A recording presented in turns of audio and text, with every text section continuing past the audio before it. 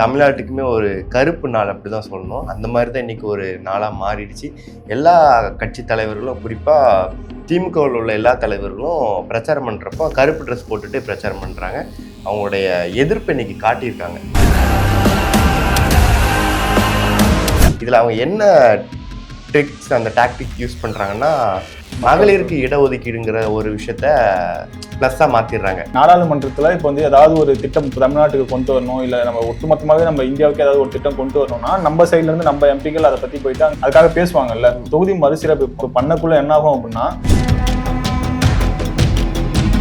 நேற்று இந்த சொன்னதுலேருந்து எல்லாருமே ஆல்மோஸ்ட் எல்லா கட்சி தலைவருமே இதுக்கு வந்து கண்டனம் பண்ணியிருக்காங்க. குறிப்பாக டிவிகே விஜய் அவர்கள், சீமான் அவர்கள், அந்த மாதிரி எல்லாருமே இது உடனே எதிர்க்க ஆரம்பிச்சிட்டாங்க. சென்னை மக்களும் நேற்று அவ்வளோ ஆரவாரமாக சரியான கூட்டம் வந்துச்சு. விஜய் பக்கத்துக்கு அவ்வளோ பேர் வந்திருந்தாங்க. வழக்கம் போல் ஈவினிங் 6 மணிக்கு மேலே அவருடைய பிரச்சாரமும் தொடங்கல. ஏன்னா 6 மணிக்கு மேலே நல்ல நேரம் கிடையாது. இருட்டு ஆரம்பிச்சிருச்சுனாலே வந்து விஜய்க்கு வந்து தெரியும்ல, ஆல்ரெடியாக ஹிஸ்ட்ரி இருக்கு, மாற்ற டேட் அங்கே போகும், அங்கே அதை காட்டி தான் சரி இதுக்கு மேலே பண்ண வேணாம் அப்படின்னு. அதுலேயும் குறிப்பாக மற்ற ஊருக்கெல்லாம் பிரச்சாரம் பண்ணுறப்ப எங்கேயுமே வேட்பாளர் வந்து மேலே ஏற்றி காட்டல. சென்னையில் மட்டும்தான் நேற்று 3 வேட்பாளர்களையும் மேலே ஏற்றி வணக்கம் காமிச்சு அவர் பாணியில் அவர் மாதிரி எல்லாரும் பார்த்து பண்ணிக்கிட்டு இருந்தாங்க. 18ஆம் தேதி வந்து ராகுல் காந்தி இங்கே பிரச்சாரத்துக்கு வராரு, தமிழ்நாட்டுக்கு வராரு அப்படிங்கிற மாதிரி சொல்கிறாங்க.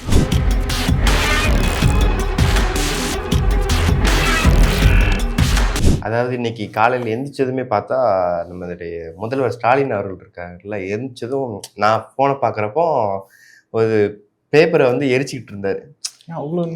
ஆமாம், அவ்வளோ வெறி. என்னன்னா இன்னைக்கு அவருக்கு மட்டும் இல்லை, ஒட்டுமொத்த தமிழ்நாட்டுக்குமே ஒரு கருப்பு நாள் அப்படிதான் சொல்லணும். அந்த மாதிரி தான் இன்னைக்கு ஒரு நாளாக மாறிடுச்சு. எல்லா கட்சி தலைவர்களும் குறிப்பாக திமுகவில் உள்ள எல்லா தலைவர்களும் பிரச்சாரம் பண்ணுறப்போ கருப்பு ட்ரெஸ் போட்டுட்டு பிரச்சாரம் பண்ணுறாங்க. அவங்களுடைய எதிர்ப்பை இன்னைக்கு காட்டியிருக்காங்க. டீலிமிட்டேஷனுக்கு எதிராக. அதான் இந்த டீலிமிட்டேஷன் வந்து நேற்றுலேருந்து தான் கொஞ்சம் தீவிரமானுச்சுன்னு சொல்லி நினைக்கிறேன். நேற்று வந்து முதலமைச்சர் ஸ்டாலின் வந்து ஒரு வீடியோ போட்டிருந்தாரு. அதில் வந்து பிஜேபி, அதாவது மோடியை வந்து கொஞ்சம் அடிக்கிற மாதிரி பேசியிருந்தாரு.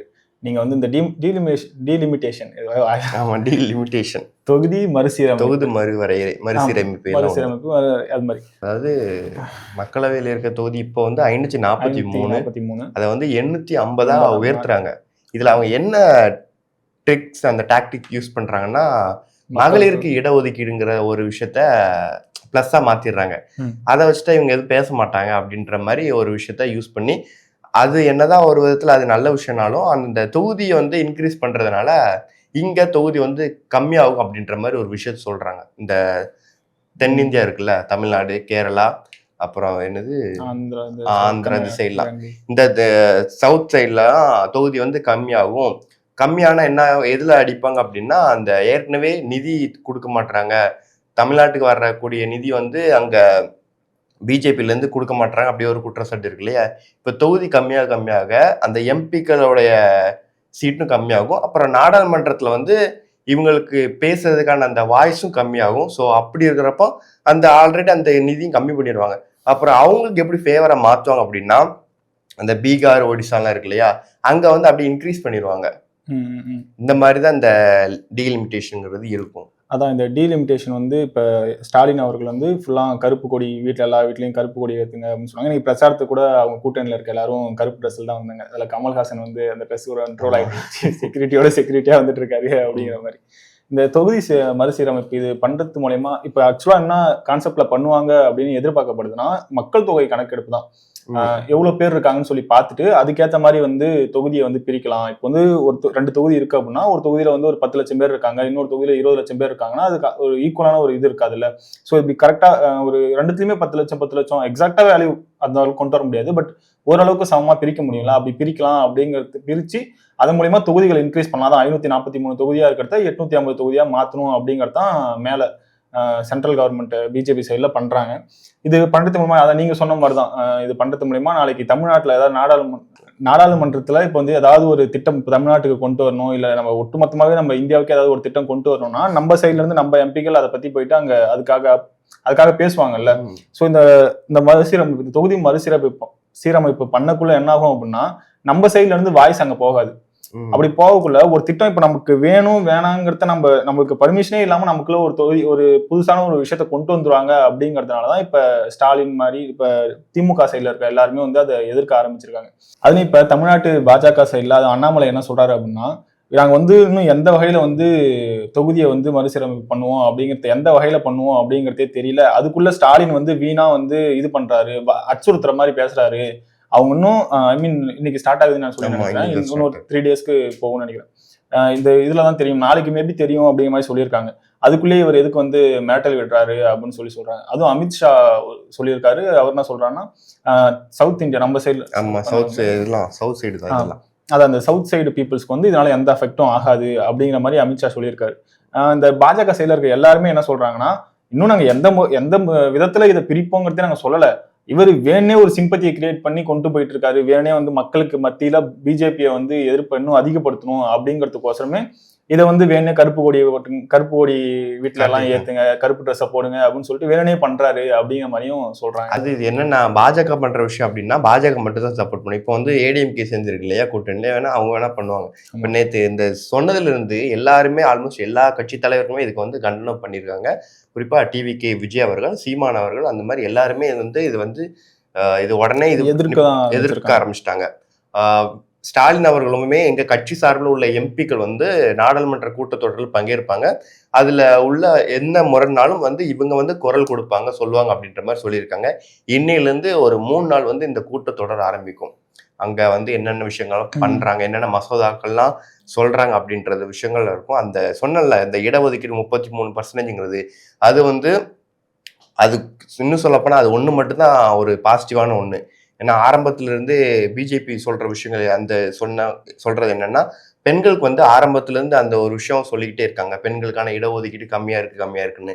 இந்த முறை நாங்க அதை நிறைவேற்றிருக்கோம். 2029 எலெக்ஷன்ல வந்து இந்த தொகுதி மறுவரை சீரமைப்பு பண்ணி 850 தொகுதியை இன்க்ரீஸ் பண்ண போறாங்கன்றது வந்து திட்டத்தை நிறைவேற்றிட்டாங்கன்னா அது அப்படியே சாதகமா அமைகிறது வந்து பிஜேபிக்கு மட்டும்தான். பிஜேபிக்கும் அப்புறம் அதை சார்ந்து இருக்குல்ல ஒரு ஸ்டேட்லாம், அந்த பீகார், ஒடிசா அந்த மாதிரி ஸ்டேட்டுக்கு தான் அது ஃபேவரா அமையும். இந்த சவுத் ஸ்டேட்டுக்கெல்லாம் அது வந்து அப்படியே அகெயின்ஸ்டா மாறும். அதுக்கு குறிப்பா இங்கெல்லாம் குறைஞ்சிரும். இங்க வந்து அந்த கைகள் வந்து குறைக்கப்படும், அந்த எதிர்க்கிற கைகள் வந்து அப்படியே கம்மியாகும். அதுலயும் இப்ப குறிப்பா நம்ம சவுத் சைட்ல தான் ஃபுல்லாமே பிஜேபிக்கு அகேன்ஸ்டா இருக்கும். நம்ம தமிழ்நாடா இருக்கட்டும், கேரளாவா இருக்கட்டும், நம்ம சவுத் சைட் ஸ்டேட்ஸ் எல்லாமே பிஜேபிக்கு அகேன்ஸ்டா இருக்கும். அப்படிங்கக்குள்ள அவங்களுக்கு நாளைக்கு சாதகமா ஒரு மசோதாவை கொண்டு வந்தா கூட அதை எதிர்க்கிறதுக்கு ஆளுங்க 4 பேர் இருக்கணும்ல, 4 ஸ்டேட் இருக்கணும்ல, அதுக்காக நம்ம இது பண்ணிட்டு இருக்கோம். அப்படிங்கிறதுக்காக இந்த டீலிமிட்டேஷன் வந்து இந்த நேரத்தில் இப்போ எலெக்ஷன் டைம்ல வந்து இதை கொண்டு வந்து இதை வந்து ஒரு பெரிய பேசு பொருளாக்கி எல்லாரோட எதிர்ப்பையும் இது பண்ணி அந்த வந்து ஒரு பிஜேபி வந்து ஒரு அரசியலா ஆக்கிக்கிட்டு இருக்காங்க. ஆனா கண்டிப்பா தமிழ்நாட்டு மக்கள் மத்தியில பார்க்கக்குள்ள பிஜேபிக்கும் அதிமுக கூட்டணிக்கும் இதனால ஒரு பெரிய அதுவுமே அவங்களுக்கு ஒரு பெரிய மைனஸாக வாய்ப்பு இருக்கு இந்த எலெக்ஷன்னால. அதுக்கப்புறம் பார்த்தா நேத்து வந்து விஜய் ஒரு பக்கம் விஜய் அவர்கள் வந்து டி நகர், எழும்பூர், அப்புறம் 1000 விளக்குன்னு பிரச்சாரம் போயிட்டு இருந்தாரு. அவருடைய பிரச்சாரம் குறைஞ்ச மாதிரி இல்லை, ஆனா மக்களுமே குறைஞ்ச மாதிரி இல்லை. அந்த பிரச்சாரத்துக்கு என்னன்னா வழக்கமா பேசுவாரு ஏதாவது ஒரு இடத்துல பாட்டி, நேத்து எங்கேயுமே பேசல. அவருக்கான கூட்டமும் சரி, அந்த தொண்டர்கள், ரசிகர்கள், இளைஞர்கள்னு வழக்கம் போல முண்டி அடிச்சுட்டு வந்து அவரை பார்க்கறதுக்காக போய் பார்த்துக்கிட்டு இருக்காங்க. அதுவும் வந்து இப்ப வழக்கமா வந்து இப்ப ஒரு ஊர் பக்கம் போகக்குள்ள இப்ப விஜய் வந்து போறாரு அப்படின்னா, இப்ப சென்னையை கம்பேர் பண்ணக்குள்ள மற்ற இடங்கள்ல போகக்குள்ள சரியான கூட்டம் வந்துச்சு. சென்னையில வந்து எல்லாமே கொஞ்சம் குறுகலான தெருக்கள், ரொம்ப நெருக்கமான வீடுகள்லாம் இருக்கும். அப்படிங்கக்குள்ள இங்க எவ்வளவு கூட்டம் வரும் அப்படிங்கிற மாதிரி எதிர்பார்க்கப்பட்டுச்சு. கடைசியா வந்து குளத்தூர், பெரம்பூர் பக்கம் போனப்பே சரியான கூட்டம், ஒரு மினி கேஜிஎஃப் கிரியேட் பண்ணிட்டாருன்னு சொல்லிட்டு நல்ல வரவேற்பு இருந்துச்சு. அப்படி இருக்கக்குள்ள இப்ப எப்படி இருக்கும்? ஏன்னா மதியானம் 2, 2:30, 3 மணிக்கு மேலதான் ஸ்டார்ட் பண்ணான்னு சொல்லி நினைக்கிறேன். ஈவினிங் டைம்ல கொஞ்சம் ஸ்டார்ட் பண்ணாரு. எவ்வளவு கூட்டம் வரும்னு சொல்லி எதிர்பார்த்தாங்க. அவர் வீட்டுல இருந்து கிளம்புறதுல இருந்தே அவர் இங்க வந்து டி நகருக்கு வர வரைக்குமே சரியான கூட்டம். பின்னாடியே நிறைய பேர் ஃபாலோ பண்ணிட்டு வந்தாங்க. அங்க ஒரு வட மாவட்டங்கள்ல ஒரு கூட்டத்தை காமிச்சார்ல, தென் மாவட்டங்கள் அதான் தென் மாவட்டங்கள்ல ஒரு கூட்டத்தை காமிச்சார்ல, எவ்வளவு பயங்கரமா இருந்துச்சு. அதுலயும் உங்க ஊரெல்லாம் எப்படி காமிச்சாரு. அதுக்கு ஈக்குவலா சென்னைக்கும் நாங்களும் ஈடு கொடுப்போம் அப்படிங்கிற மாதிரி சென்னை மக்களும் நேற்று அவ்வளோ ஆரவாரமா சரியான கூட்டம் வந்துச்சு. விஜய் பக்கத்துக்கு அவ்வளோ பேர் வந்திருந்தாங்க. வழக்கம் போல ஈவினிங் 6 மணிக்கு மேல அவருடைய பிரச்சாரமும் தொடங்கல. ஏன்னா 6 மணிக்கு மேல நல்ல நேரம் கிடையாது. இருட்ட ஆரம்பிச்சிருச்சுனாலே வந்து விஜய்க்கு வந்து தெரியும்ல, already history mark the date அங்க போகும். அதை காட்டிதான் சரி இதுக்கு மேல பண்ண வேணாம் அப்படின்ட்டு. அதுலயும் குறிப்பா மத்த ஊருக்கெல்லாம் பிரச்சாரம் பண்றப்ப எங்கேயுமே வேட்பாளர் வந்து மேல ஏத்தி காட்டுனதில்ல. சென்னையில மட்டும்தான் நேத்து 3 வேட்பாளர்களையும் மேல ஏத்தி வணக்கம் காமிச்சு அவர் பாணியில அவர் மாதிரியே எல்லாரும் பார்த்து பண்ணிக்கிட்டு இருந்தாங்க. ஆமா, அதுவும் எங்கேயுமே நேற்று எங்கேயும் சென்னையில பேசல. கடைசியா வந்து பெரம்பூர்ல பேசினாரு, சென்னையை கம்பேர் பண்ணக்குள்ள பெரம்பூர்ல பேசினாரு. அதுக்கப்புறம் வந்து காரைக்குடியில பேசாம கன்னியாகுமரியில போய் பேசினாரு. இங்க எங்கேயுமே வந்து வேட்பாளர்களை வந்து பக்கத்துல, அதாவது வேன்ல அவர் கூட நிக்க வச்சு இவருக்கு ஓட்டு போடுங்கன்னு சொல்லியோ, இல்ல அவங்க கூட நின்று சும்மா கையாட்ட சொல்லியோ எதுவுமே சொல்லவே இல்லை. குறிப்பா வந்து காரைக்குடியில வந்து அவர் வேட்பாளர் மட்டும் உள்ள ஏற்றி வந்து ஜஸ்ட் ஒரு கையை மட்டும் காட்டு கிளம்பிட்டாரு. எங்கேயுமே வந்து வேட்பாளர் கூட பெருசா எதுவும் பேச வைக்கல, அப்படிதான் நினைக்கிறேன். ஆமா, நான் என்ன நினைக்கிறேன், அவரோட மைண்ட் வைஸ் என்னன்னா மத்த கட்சி தலைவர்கள் தான் பேசணும் அப்படின்னு, நான் சும்மா வந்து பார்த்தா போதும் நின்னாலே ஃபயர் அப்படின்னு காட்டினா போதும் மக்களுக்கு புரிஞ்சிடும் அப்படின்றத. ஆனா அவரு மக்களுக்கு புரியறது ஓகே, ஆனா அவருடைய வேட்பாளரும் மக்களுக்கு தெரியணும்ல. அதுக்காக மேல ஏத்தி இருக்காரு வேட்பாளர். தெரியும், அந்த ஒரு தொகுதியில மட்டும் தான் ஏத்தாரு. அது ஒரு தொகுதியில கவர் பண்ணல, அதுதான் சொல்லுவாங்க சினிமா டைலாக் மாதிரி தான். ஒரு தொகுதியில காட்டினா போது மொத்த தொகுதி கவர் பண்ணிடுவாங்க, அவரோட முகம் போதும் இல்ல அப்படிங்கிற மாதிரி தான் அவர் சொல்லியிருக்காரு. 234 தொகுதிக்கு என் தலைமை முகம் 33 எடப்பாடி தொகுதி கிடையாது, முடிச்சு விட்டாங்க. அது ஆமா, அது மட்டும் கொஞ்சம் இது பண்ணிட்டு கிளீன் வாஷ் பண்ணிட்டாங்க. அது ஏதோ எடப்பாடி வந்து பயந்து காசு கொடுத்து முடிச்சு விட்டாரு அப்படிங்கிற மாதிரிலாம் சொல்றாங்க. அதுல நிறைய யூகங்கள் இருக்கு, அதுல எந்த அளவுக்கு உண்மை என்ன ஏதுன்னு ஒன்னும் சரியா. இன்னொரு பக்கம் நேத்து வந்து சேலத்துல பிரச்சாரம் பண்ணியிருக்காங்க முதல்வர் ஸ்டாலின் அவர்களுடைய தலைமையில. குறிப்பா 2 பேரு மக்கள் நீதி மையத்தை சேர்ந்த கமலஹாசன் அவர்கள், தேமுதிக உள்ள பிரேமலதா விஜயகாந்த், 2 பேருமே டிஎம்கேக்கு அகைன்ஸ்டா ஆரம்பத்துல இருந்தாங்க. டிவியை வச்சாரு ஒருத்தர். ஆமா, இவரு குறிப்பா வந்து பிரேமலதா தேமுதிக பேசினாங்க, எந்த அளவுக்கு இருந்துச்சுன்னு தெரியும். அதுலயும் வந்து குறிப்பா பிரேமலதா விஜயகாந்த் என்ன சொல்லியிருக்காங்கன்னா, புதிதா ஒரு தம்பி வந்திருக்கிறார், முதல் அடி வைக்கும் பொழுது நீங்கள் எதிரிகளை குறைத்து மதிப்பிடக்கூடாது, முதலில் வாக்கு வங்கியை நிரூபியுங்கள், நீங்கள் அரசியலில் லாலிபாப் சாப்பிடுகிற சிறு குழந்தை அப்படின்னு சொல்லிட்டு சேலம் அந்த பரப்புரையில வந்து பிரேமலதா விஜயகாந்த் பேசியிருக்காங்க. இதுக்கு முன்னாடி அவங்க வந்து விஜய் எங்கேயும் ஓப்பனா அடிச்சது இல்லை, இது விஜய் தான் சொல்றாங்கன்னு சொல்லி அவர் பேரை குறிப்பிடனாலும் அவர் தான் சொல்றாங்க அப்படிங்கிறது தெரியும். ஆக்சுவலா தேமுதிகவே சொல்ல போனா அங்க திமுக கூட்டணியில ஒரு ஒட்டாத எதிர்பார்க்காத ஒரு இதுன்னு சொல்லலாம். முன்னாடி ஏடிஎம்கேல இருந்தாங்க, இதுக்கு முன்னாடி வந்து விஜயகாந்த் இருக்கக்குள்ள தேமுதிகவை எந்த அளவுக்கு வடிவேல வச்சு அடிச்சாங்கிறது எல்லாத்துக்குமே தெரிஞ்சிருக்கும். நம்மளாம் சின்ன பிள்ளையா இருந்திருப்போம், அப்ப இருந்தது நமக்கே ஞாபகம் இருக்கு. அப்படிங்கக்குள்ள இந்த அரசியல்லையே பணம் தின்னு கொட்டம் போட்ட நிறைய பேர் இருப்பாங்கல்ல, அவங்க எல்லாத்துக்குமே இந்த சம்பவம் எல்லாமே ஞாபகம் இருக்கும், எப்படி எல்லாம் பேசினாங்க போதை அப்படின்னு சொல்லிட்டு. அதனாலேயே அவர் அரசியல்ல எந்த அளவுக்கு தோய்வு ஏற்பட்டது அப்படிங்கறதெல்லாம் பார்த்தோம். இன்னைக்கு அந்த ஒட்டாத கூட்டணியில இருந்துகிட்டே வந்து கூட்டணியிலே இல்லாத ஒரு விஜயை பார்த்து இவங்க சொல்றதுங்கிறது வந்து கொஞ்சம் ஏற்றுக்க முடியாத ஒரு விஷயமா தான் இருக்கு. கண்டிப்பா இந்த விஜயகாந்த் அவர்களுடைய வீழ்ச்சிக்கும் தேமுதிகவுடைய வீழ்ச்சிக்கும் முக்கிய காரணமா இருந்தது திமுகங்கிறது எல்லாருக்கும் தெரிஞ்ச ஒரு விஷயமா தான் நிறைய பேர் சொல்றாங்க. அதே மாதிரிதான் நேத்து வந்து மேடையில விஜயை பேசுறதுக்காக பிரேமலதா அவங்களும் அதே மாதிரி பேசினதா நிறைய பேர் சோசியல் மீடியால போட்டுருந்தாங்க. அன்னைக்கு கேப்டனை பேசுறதுக்கு எப்படி வடிவேல் பேசினாலும் அதே மாதிரி இன்னைக்கு விஜயை விமர்சிக்கிறதுக்கு நீங்க பேசுறீங்க அப்படின்னு. திமுகவுக்கு இதுல ஒரு சாதகம், அவன் பொருள் எடுத்து அவனே போடுங்கிற மாதிரி இதுக்கு முன்னாடி வடிவேல் ஒரு நடிகரை வச்சு எப்படி தேமுதிக அடிச்சாங்களோ, இன்னைக்கு அதே தேமுதிக யூஸ் பண்ணி விஜய் அடிக்கிறாங்க அப்படிங்கிறது வந்து எனக்கு என்னன்னா, திடீர்னு அந்த மேடையில வடிவேலும் இருந்ததுதான் எப்படி இருந்திருக்கும் முடிஞ்சிருக்கும் பேசு. ஆல்ரெடி வந்து விசிகா கூட்டணியில இருக்கிறதே 2 பேத்துக்கும் ஒட்டா கூட்டணியா போயிட்டு இருக்கு, அப்படி இருக்கக்குள்ள வடிவேல்லாம் வந்தாருன்னா முடிஞ்சிடும். நான் சில நேரம் யோசிப்பேன், இந்த சினிமாவில் உள்ளவங்க எல்லாம் அரசியல் வர்றப்போ அவங்க துறையை சார்ந்தவங்கள வந்து எதுவும் பெருசா விமர்சிக்க மாட்டாங்க அப்படின்னு யோசிச்சுக்கிட்டு இருக்கப்போ தான் கமலஹாசன் அவர்கள் நேற்று பேசினார். கூட்டம் எல்லாம் மொத்தமா அவங்களுடைய உறவா மாறாது அப்படின்ற மாதிரி ஒரு விஷயத்த சொன்னாரு.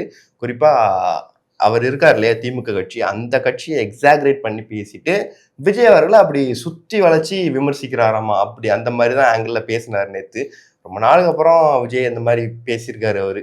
அதுலயும் குறிப்பா திமுக சைட்ல எனக்கு ரொம்ப நாள் டவுட் இருந்துச்சு, என்னடா யாருமே வந்து ஓப்பனா விஜய் ஒரு விஷயம், விஜய் தான் அடிச்சுட்டு இருக்காரு, திமுக அவர் தான் அடிச்சுட்டு இருக்காரு, அப்படிக்குள்ள விஜய் எதிர்த்து யாருமே எந்த கருத்துமே சொல்லல அப்படிங்கிற திமுக சைட்ல இருந்து யாருமே எதுவுமே சொல்லல, முக்கிய புள்ளிகள் யாருமே எதுவுமே சொல்லல அப்படிங்கிறது யோசிக்கக்குள்ளதான் ஒரு சில விஷயங்கள்லாம் தெரிய வந்துச்சு. அதான் திமுகவுடைய ஸ்ட்ராட்டஜி என்னன்னு சொல்லி தெரிய வந்துச்சுன்னா, அவங்களை எதிர்க்கிற ஆரம்ப கட்சிகள் இப்ப தொடங்கப்பட்ட கட்சிகள்லாம் இருக்கு. இப்ப எக்ஸாம்பிளுக்கு விஜய் இருக்காருன்னா அவரை பத்தி எதுவுமே வாய் திறக்க மாட்டாங்க. தேர்தல் நெருங்க தேர்தலுக்கான வாக்குறுதிகள் வந்து எந்த அளவுக்கு மக்கள் கிட்ட போய் சேருங்கிறத கவர்ச்சிகரமான வாக்குறுதி வந்து எல்லா கட்சிக்காரங்களும் கொடுக்க ஆரம்பிப்பாங்க. அந்த மாதிரி தான் ஒவ்வொரு கட்சியும் வாக்குறுதிகள் கொடுத்துட்டு இருந்தாங்க இல்லையா. அதுல ரொம்பவும் பரபரப்பா ஆனது வந்து இந்த முதல்வர் ஸ்டாலின் அவர்கள் கொடுத்த 8000 அந்த வாக்குறுதி அது வந்து பெரிய அளவுல ரொம்ப பரபரப்பானது இப்ப ரீசெண்டா நடந்த ஒரு இஷ்யூனாலதான். அதுலயும் வந்து குறிப்பா இன்னைக்கு திருச்சியில வந்து சிந்துஜான்னு சொல்லிட்டு ஒரு பெண், தலித் சமூகத்தை சார்ந்த ஒருத்தவங்க, திமுக சார்பில் வந்து இந்த 8000 ரூபா கூப்பனை கொடுத்துட்டு இருந்திருக்காங்க தெருவில். இவங்களும் போய் கேட்டிருக்காங்க, எனக்கும் தாங்க அப்படின்னு சொல்லிட்டு. நீ திமுகவுக்கு வந்து ஓட்டு போட மாட்டேன், நாங்கள் வந்து என் சொந்தக்காரங்களுக்கும் என் அங்காளி பங்காளிக்கு தான் நான் வந்து கொடுப்பேன், உங்களுக்குலாம் கொடுக்க மாட்டேன் அப்படின்னு சொல்லியிருக்காங்க. அதை வந்து இந்த பெண் வந்து தட்டி கேட்டிருக்காங்க, ஏன் எங்களுக்கு கொடுக்க மாட்டீங்க, நான் ஓட்டு போட மாட்டேன்னு எப்படி உங்களுக்கு தெரியும் அப்படின்னு சொல்லி கேட்க அவங்களும் வந்து ஆப்போசிட்ல இருந்த திமுக காரங்களும் வந்து இவங்களை கெட்ட வார்த்தையால திட்டி 4 பேருக்கு முன்னாடி அவங்க ட்ரெஸ் எல்லாம் கிழிச்சு அவமானப்படுத்தி அனுப்பிச்சிருக்காங்க. இந்த சம்பவத்துக்கு அப்புறம் அந்த பெண் என்ன பண்ணியிருக்காங்கன்னா, வீட்டில் வந்து அவங்க ஹஸ்பண்ட்ட சொல்லியிருக்காங்க, இந்த மாதிரிலாம் பண்ணிட்டாங்க, கெட்ட வார்த்தையில திட்டாங்க, ட்ரெஸ் எல்லாம் கிழிச்சிட்டாங்க அப்படின்னு சொல்லியிருக்காங்க. அவங்க ஹஸ்பண்டும் வந்து பெருசா எதுவும் கண்டுக்காம என்ன பண்ணிட்டாங்கன்னா, சரி விடு நாளைக்கு காலைல பார்த்துக்கலாம் அப்படின்னு சொல்லிட்டு அவரும் விட்டார். இந்த அவமானத்திலையும் இதுலையும் தாங்க முடியாத அவங்க என்ன பண்ணிட்டாங்கன்னா, அவங்களுடைய வீட்டுக்குள்ள போயிட்டு கதவு மூடி தற்கொலை பண்ணி இறந்துட்டாங்க. இன்னைக்கு அந்த 8000 ரூபா கூப்பன் வந்து எதுக்கு ஃபர்ஸ்ட் கொடுக்குறாங்க, அது வந்து தேர்தலுக்கு அப்புறம் வந்து ஜெயிச்சா வந்து அந்த கூப்பனை யூஸ் பண்ணி நீங்க உங்களுக்கு தேவையான பொருட்கள், அதுலயும் ஸ்டாலின் வந்து சொல்றாரு, உங்களுக்கு வாஷிங் மிஷின் வேணுமா, ஏசி வேணுமா, ஃப்ரிட்ஜ் வேணுமா, 8000 ரூபா கூப்பன் என்ன வேணுமோ வாங்கிங்க அப்படிங்க. அது இன்னையில இருந்து நீங்க எல்லா பெண்களும் பேச ஆரம்பிச்சிட்டாங்களா, இன்னையில இருந்து என்ன வாங்கலாம் அப்படின்னு சொல்லிட்டு எல்லாருமே வந்து பேசிக்க ஆரம்பிச்சிட்டாங்க அப்படிலாம் சொல்றாரு. ஆனா இன்னைக்கு அதனால வந்து ஒரு உயிர் போயிருக்கு அப்படிங்கிறது வந்து அதெல்லாம் அவருக்கு தெரியுமா? நிறைய சேனல்ஸ் வந்து அதை பத்தி பேசக்கூட இல்லை. குறிப்பா அது பேச மாட்டாங்க, ஏன்னா அது ஆளுங்கட்சி தரப்புல நடந்த ஒரு விஷயம் இல்லை. அதனால நிறைய சேனல் வந்து அப்படியே மூடி மறைச்சி வெளியே எக்ஸ்போஸே பண்ண மாட்டாங்க. அந்த கூப்பன் இருக்குல்ல, ஃபர்ஸ்ட் அந்த 8000 கூப்பன் வந்து இந்த நேரத்துல கொடுக்கறதே ஃபர்ஸ்ட் தப்பு. அதுலயும் கொடுத்தது இல்லாம அது வந்து அதை ஒரு பெரிய விமர்சனமாக்கி அந்த பொண்ணு வந்து உயிர் போற அளவுக்கு ஒரு பெரிய விஷயத்தை உண்டு பண்ண அதை விட பெரிய தப்பு. ஒரு மிகப்பெரிய ஒரு ஸ்கேமுக்கு அந்த 8000 கூப்பன் வந்து ஒரு எக்ஸாம்பிளா ஆயிடுச்சு. அதுலயும் குறிப்பா இன்னைக்கு விசிகா வந்து திமுக கூட்டணியில இருக்கு. குறிப்பா இந்த தலித் மக்களுக்கு வந்து ஆதரவா வந்து திருமாவளவன் எவ்வளவோ நிறைய திமுக கூட்டணிக்கு முன்னாடி வரைக்கும் நிறைய பேசியிருந்தாரு. ஆனா இன்னைக்கு திமுக கூட்டணிக்குள்ள இருந்துகிட்டு திமுகவால இவ்வளவு பெரிய பிரச்சனை நடந்திருக்கு அப்படிங்கக்குள்ள திருமாவளவன் மாதிரியான ஆட்கள் அதை பத்தி எதுவுமே வாய் திறக்கவே இல்லை, ஏன்னா திமுக கூட்டணியில இருக்காங்க. இன்னொன்று சுந்தர்சி அவர்கள் இருக்குல்ல, அவர் வந்து டக்குன்னு ஒரு தக் ரிப்ளை கொடுத்துட்டு இருக்காரு. யாருக்கு? பிடிஆர் பழனிவேல் தியாகராஜன் மதுரையில நிற்கிறாரு இல்லையா, ஏடிஎம்கே சார்பில் சுந்தர்சி நிற்கிறார், டிஎம்கே சார்பில் பிடிஆர் பழனிவேல் தியாகராஜன். அவங்க 2 பேருக்கும் உண்டான மோதலே சோசியல் மீடியா ரொம்ப காரசாரமா பயங்கர ட்ரோல் ஆகுது. இவர் என்ன சொல்லியிருக்காரு அப்படின்னா, சினிமாவோட சங்கி சுந்தர்சி அப்படின்ட்டு இருக்காரு. அதுக்கு இவர் என்ன சொல்லியிருக்காரு அப்படின்னா, சரி நான் சினிமாவில் உள்ள வந்தவன் அப்படின்னு சொல்றீங்களே, இதே கொஸ்டினை உங்களுடைய கட்சியில உள்ள உதயநிதி ஸ்டாலின் பார்த்து உங்களால கேட்க முடியுமா, அவர் எங்க வந்தாரு அப்படின்ற ஒரு தக் ரிப்ளை கொடுக்குறாரு இல்லையா, அதுதான் இப்போ சோசியல் மீடியால பயங்கரமா ட்ரெண்டிங்கா போயிட்டு இருக்கு. என்ன இவர் இந்த பொழக்கிறாரு அப்படின்ற மாதிரி ரீல்ஸ் எல்லாம் ஷேர் பண்ணிட்டு இருக்காங்க. அதான் இவ்வளவு நாள் வந்து உதயநிதிக்கும் எடப்பாடிக்கும் ஒரு தக் ரிப்ளை எல்லாம் போயிட்டு இருந்துச்சு. இன்னைக்கு வந்து பிடிஆருக்கும் வந்து சுந்தர்சிக்கும் போயிட்டு இருக்கு. அடுத்து இந்த போட்டோ விட மாட்டாரு, எங்க போனாலும் அந்த போட்டோ வந்து எல்லாரும் அந்த கொஞ்ச நாளைக்கு முன்னாடி ஸ்டாலின் எங்க போனாலும் இந்த ஸ்டைல் ஒண்ணு போயிட்டு இருந்துச்சுல்ல, அதே மாதிரி இப்ப எங்க போனாலும் அந்த போட்டோ எல்லாம் கேட்க ஆரம்பிச்சுட்டாங்க. அதிமுக அவங்களும் ஆரம்பிச்சிட்டாங்க. ஒரு பக்கம் சிவகாசியில வந்து ராஜேந்திர பாலாஜி தரப்புல இருக்க ஆட்கள் வந்து ஓட்டுக்கு இவ்வளோன்னு சொல்லிட்டு அமௌண்ட் கொடுக்க ஆரம்பிச்சிட்டாங்க. அவங்களுக்கு மாட்டாதான் இவங்க வரணும் அப்படிங்கிற மாதிரி நிறைய பேர் எதிர்பார்த்திருந்தாங்க. ஆனா இவங்களும் அதே வேலையை பண்றாங்க அப்படிங்கக்குள்ள மக்கள் இதை எப்படி எடுத்துப்பாங்க அப்படின்னு சொல்லி தெரியல. இன்னொன்னு வந்து திமுக கூட்டணியில இருக்க காங்கிரஸ் தரப்புல இன்னும் யாருமே இங்க வந்து வரல. அதுலயும் குறிப்பா ராகுல் காந்தி இன்னும் வரவே இல்லை. பாண்டிச்சேரிக்கு கடைசியா வந்தாரு பிரச்சாரத்துக்கு. அதுக்கப்புறம் ஆல்மோஸ்ட் ஒரு 1 வீக் ஒரு 5-6 நாள் தான் இருக்கு. அடுத்த வாரம் இன்னைக்குதான் எலெக்ஷன் நினைக்கிறேன். ஆமா, இந்த நேரத்துக்கு அடுத்த வாரம் எல்லாரும் ஓட் பூத்துக்கு போயிட்டு ஓட்டு போட்டுட்டு போட்டோ போட்டு ரெடியா இருப்பாங்க. ஆனா இன்னும் காங்கிரஸ் சைட்ல இருந்து ஏன் இன்னுமே பிரச்சாரத்துல அந்த அளவுக்கு தீவிரம் காட்ட மாட்டாங்க அப்படின்றது தெரியல. இப்போ நேத்து கூட கன்னியாகுமரியில பிரதமர் மோடி அவர்கள் வந்து ரோட் ஷோ போயிட்டு இருந்தாங்க. அதுலயும் நிறைய பேர் கம்பேர் பண்றாங்க, இவர் வந்து விஜய் மாதிரி ரோட் ஷோ போறாரு அப்படின்னு. அதுல மோடி அவர்கள், அப்புறம் பாஜகவோட மாநில தலைவரான நயினா நாகேந்திரன், எடப்பாடி பழனிசாமி ரோட் ஷோ போயிருக்காரு. ஒரு முக்கியமான ஒரு தேசிய கட்சி, அவங்க தேசிய கட்சியில இருக்கிற ஒரு கட்சியா இருக்கக்கூடிய பாஜகவுமே அவங்க தரப்புல உள்ள தலைவரான மோடியை வச்சு பிரச்சாரம் ஆரம்பிச்சிட்டாங்க தமிழ்நாட்டுல, கன்னியாகுமரியில. ஆனா இன்னும் காங்கிரஸ்ல இருந்து ராகுல் காந்தி அவர்கள் இன்னும் வரல, பிரச்சாரத்தை ஸ்டார்ட் பண்ணல. ஆனா இவங்க கட்சியில் உள்ள தொகுதி அந்த வேட்பாளர்களும் அவங்க தொகுதியில பிரச்சாரம் போயிட்டு தான் இருக்காங்க. செல்வ பெருந்தை கூட இடையில கூட பிரச்சாரம் போய் பேசிட்டு தான் இருந்தாரு. அதான் அதிமுக கூட்டணியில இருக்க பிஜேபி வந்து மோடி, அமித்ஷா ஆட்கள் எல்லாம் இங்க வந்து ஆல்மோஸ்ட் 3-4 தடவை திட்டம் வந்துட்டாங்கன்னு நினைக்கிறேன். இந்த பிரச்சாரத்துக்காக 3 தடவை சம்திங் வந்திருக்காங்க. ஆனா காங்கிரஸ் தரப்புல இருந்து ரொம்ப நெருங்கிடுச்சு தேர்தல் அப்படிங்குள்ள யாருமே வரல. ஆரம்பத்துல இருந்தே இந்த தேர்தலுக்கான அந்த சூடு பிடிக்க ஆரம்பிச்சது இல்ல, அந்த சமயத்துல இருந்தே காங்கிரஸுக்கும் திமுகவுக்கும் ஒரு ஒட்டா கூட்டணியா இருந்துட்டு இருக்கு அப்படிங்கிறது பல நியூஸ்ல நாமளும் கேள்விப்பட்டோம். இடஒது ஆக்சுவலா ஆரம்பத்துலேருந்தே இவங்க 2 பேத்துக்கும் ஒட்டலை. ஏன்னா விஜய் வந்து ஆட்சியிலும் பங்கு அதிகாரத்திலையும் பங்கு அப்படிங்கிறத வச்சு இவங்க விஜய் பக்கம் போயிடலாம் அப்படிங்கிற மாதிரி தொகுதி பங்கீடுல இருந்தே இவங்க 2 பேத்துக்கும் ஒட்டலை. அந்த ஒரு மனக்கசப்புனாலே வந்து பாண்டிச்சேரியில கூட எதுவும் பெருசா வந்து ராகுல் காந்தி வந்து ஸ்டாலினை பத்தி எதுவும் பேசவே இல்லை, திமுக பத்தி எதுவுமே பேசவே இல்லை. சரி அங்க பேசினாலும் சரி வெளியே வந்து மீட் பண்ணுவாங்க, ஏதாச்சும் போட்டோஸ் வரும், அதை பத்தி ஏதாவது ஒரு எக்ஸ்ல போடுவாரு அப்படின்னு சொல்லி நினைச்சோம். ராகுல் காந்தியும் போடவே இல்லை, அதை பத்தி திமுக சார்பிலையும் வந்து பெருசா எதுவுமே போடவே இல்லை. இன்னைக்கு இவ்வளவு நெருங்கிடுச்சு தேர்தல் அப்படிங்கக்குள்ள கூட்டணியில இருக்க ஒரு முக்கியமான புள்ளி ராகுல் காந்தி. அதுவும் காங்கிரஸ்ல முக்கிய புள்ளி ராகுல் காந்தி. அவர் வந்து இங்க பிரச்சாரம் பண்ண வந்தாருன்னா அது ஒரு நல்ல ஒரு இம்பாக்டை கிரியேட் பண்ணும், ஓட்டை கண்டிப்பா அவங்க பக்கம் இருக்கும். அப்படின்னு கூட இன்னுமே இவங்க வரலங்கிறது வந்து அதை பத்தி எதுவுமே பேசல. ஆல்மோஸ்ட் விஜய் கூட லாஸ்டா சொல்லியிருந்தாரு, உண்மையான காங்கிரஸ் எங்க பக்கம் தான் இருக்கு அப்படின்னு சொல்லியிருந்தாரு. அதுக்கும் இவங்க எதுவுமே வந்து வாயை திறக்கவே இல்லை. காங்கிரஸ் சைடு மேல இடத்துல இருந்து யாருமே வந்து அதை பத்தி எதுவும் பேசவே இல்லை. இன்னைக்கு இங்க இதுவும் வரல. மேபி ஒருவேளை இந்த எலெக்ஷன் பெரும்பாலான அதான் எனக்கு என்னன்னா இதை பாக்குறப்போ அந்த லாஸ்ட் டைம் இந்த எலெக்ஷனுக்கு லாஸ்ட் டேட் சொன்னாங்கல்ல வெயிட் பண்ண தாக்கல், அதுக்கு ஒரு நாள் முன்னாடி தான் இவங்களே வேட்பாளர்கள் வந்து ரிலீஸ் பண்ணாங்க. அதுக்கு முன்னாடி வரைக்கும் எல்லா கட்சியிலுமே வேட்பாளர் ரிலீஸ் பண்ணாங்க, பிஜேபி காங்கிரஸ் தவிர. பிஜேபி அதுக்கு முந்தின நாள் ரிலீஸ் பண்ணாங்க, காங்கிரஸுமே எல்லாருமே பேச்சுவார்த்தை நடந்து அதுக்கு ஒரு நாள் முன்னாடி ரிலீஸ் பண்ணாங்க. எனக்கு இந்த சமயத்தில் பார்த்தா இதான் ஞாபகம் வருது, எலெக்ஷனுக்கு ஒரு நாளுக்கு முன்னாடி தான் இவரே வந்து பிரச்சாரம் பண்ணுவார் போல அந்த கடைசி நாளா. ஆமா, அதையும் இதையும் கம்பேர் பண்ணி அப்படிதான் தோணுது. ஒரு சில நியூஸஸ் எல்லாம் என்ன வருது அப்படின்னு சொல்லி பாத்தீங்கன்னா 18ஆம் தேதி வந்து ராகுல் காந்தி இங்க பிரச்சாரத்துக்கு வராரு, தமிழ்நாட்டுக்கு வராரு அப்படிங்கிற மாதிரி சொல்றாங்க. ஆனா அது எந்த அளவுக்கு உண்மை அபிஷியலா அவங்க சைட்ல இருந்து இன்னும் யாருமே எதுவுமே சொல்லல. மேபி அவர் இன்னைக்கு இல்லைன்னா நாளைக்கு உள்ள வந்து தெரிஞ்சிரும், தமிழ்நாடு காங்கிரஸ் தரப்புல வந்து சொல்லிடுவாங்க பிரச்சாரத்துக்கு வரத்தை பத்தி அப்படிங்கிற மாதிரி சொல்றாங்க. இன்னும் அது கன்ஃபார்ம் ஆகல, வருவாரா இல்ல வரமாட்டாரா, இல்ல கடைசி வரைக்கும் அப்படியே இழுத்து அடிச்சுட்டு இருப்பாங்களா, இல்ல தேர்தலுக்கு அப்புறம் வந்து இந்த கூட்டணில இருந்து வெளியே வந்துட்டு விஜய் பக்கம் போய் சேருவாங்களா, என்ன ஏதுன்னு ஒன்றும் புரியல. பொறுத்திருந்து பார்ப்போம். ஆமா, இப்போ மீஞ்சூர்ல வந்து ஒரு பொண்ணை வந்து வீடு புகுந்து சரமாரியா ஒரு 4 பேர் வெட்டினது வந்து பயங்கரமா நேற்று போச்சு நியூஸ்ல. அது என்ன விஷயம் அப்படின்னா, அந்த ஏரியால இருப்பாங்கல்ல, குறிப்பா அந்த இஸ்லாமிய சமூகத்தை சேர்ந்தவங்க, அவங்க வந்து அந்த சைடில் அவங்க சொல்கிற விஷயங்கள் என்னென்னா, எங்கள் சைடு வந்து இது வரைக்கும் நிறைய நடக்குது, இந்த மாதிரி போதைப் பொருட்கள், கஞ்சா, இந்த மாதிரி விஷயங்கள் நிறைய புழங்குது, இதை பற்றி யாருமே ஆக்ஷன் எடுக்க மாட்டுறாங்க, ஓட்டு கேட்க மட்டும்தான் வர்றாங்க, மற்றபடி யாருமே இது பண்ண மாட்டுறாங்க. இன்னைக்கு பார்த்தா ஒரு பொண்ணை வந்து அதுவும் 10 மணி கூட அன்டைம் கூட கிடையாது, அந்த டைமில் உள்ள வந்து 4 பேர் என்ன காரணத்துக்காக இந்த மாதிரி பண்ணாங்க அப்படின்றது தெரியல. அதில் வந்து ஒருத்தர் பிடிச்சி போலீஸ்ல ஹேண்ட் ஓவர் பண்ணிட்டாங்க, அவங்க வந்து விசாரணை பண்ணிட்டு இருக்காங்க, அந்த 4 பேரையும் கைது பண்ணிட்டாங்க. இது எதை சொல்லுது அப்படின்னா, இந்த சமயத்துல எலெக்ஷன் டைம்ல ஒரு பொண்ணை வீடு புகுந்து வெட்டுறாங்க அப்படின்னா அந்த அளவுக்கு தமிழ்நாட்டில் வந்து பாதுகாப்பு எந்த அளவுக்கு ஒரு ரொம்ப மோசமான ஒரு சூழ்நிலையை தான் உருவாக்கியிருக்கு இந்த இப்போ இருக்கிற சுச்சுவேஷன்ல அப்படின்றதான் அந்த விஷயத்துல காட்டுது. அதுவும் இல்லாமல் அவங்க சொன்ன விஷயம் அதான், இந்த நிறைய பசங்க வந்து இப்போ போதைப் பொருளுக்கு அடிமையாக இருக்காங்க, நிறைய பேர் அதை யூஸ் பண்ணுறாங்க, யூஸ் பண்ணி இந்த மாதிரி விஷயங்கள்லாம் மிஸ்யூஸ் பண்ணுறப்ப தான் அதோட இம்பாக்ட் வேற மாதிரி ஆயிடுது அப்படின்ற ஒரு விஷயத்த வைக்கிறாங்க. இந்த 1 இயர்ல எவ்வளவு தான் நினைச்சு பாத்தீங்களா, இந்த திருநெல்வேலி தூத்துக்குடியில வந்து விளாத்திக்குளத்துல அந்த பொண்ணு இறந்தது. ஆமா, பெண்களுக்கு எதிரான குற்றங்கள் நிறைய அதிகரிச்சுட்டே போகுது அங்க. இப்ப நீங்க சொன்ன இந்த இன்சிடென்ட், அதுக்கப்புறம் இந்த சின்ன பசங்க ட்ரெயின்ல வடமாநில தொழிலாளியை ஒருத்தரை போட்டு கத்தியால போதையில வெட்டி திருத்தணியில வெட்டினது, இந்த மாதிரி தொடர்ந்து சம்பவங்கள் சொல்லிட்டே போகலாம். அதுலயும் குறிப்பா இந்த எலெக்ஷன் நெருங்குற சமயத்துல இதெல்லாம் வந்து நடக்குது அப்படிங்கக்குள்ள அது திமுகவுக்கு மிகப்பெரிய ஒரு மைனஸா இருக்கும். எங்க போய் கேட்டாலும் இப்ப மேக்சிமம் எல்லாம் தான் சொல்றாங்க, பெண்களுக்கு பாதுகாப்பு இல்லை, போதைப் பொருட்கள் நிறைய புழங்க ஆரம்பிச்சிருச்சு மக்கள் மத்தியில அப்படிங்கறதான் சொல்றாங்க. இதோட நம்ம மீண்டும் நாளைக்கு இந்த மாதிரி நிறைய விஷயங்கள் கேதர் பண்ணி நிறைய விஷயங்கள் நம்மளுடைய ஆடியன்ஸ்க்காக சொல்லுவோம். கண்டிப்பா. நன்றி.